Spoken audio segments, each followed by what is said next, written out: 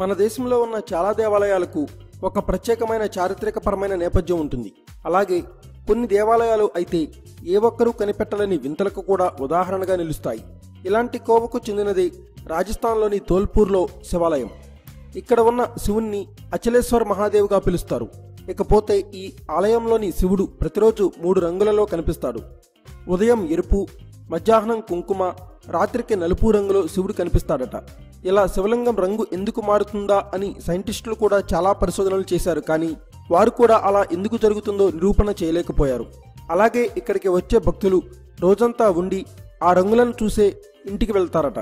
ఎందుకంటే ఈ రంగులను చూస్తే కోరిన కోరికలు తీరుతాయట. ఇకపోతే పెళ్లి కాని యువతీ యువకులు ఈ గుడిని దర్శిస్తే త్వరగా వివాహం జరుగుతుందని ఒక నమ్మకం. Thanks for watching. Please subscribe our channel.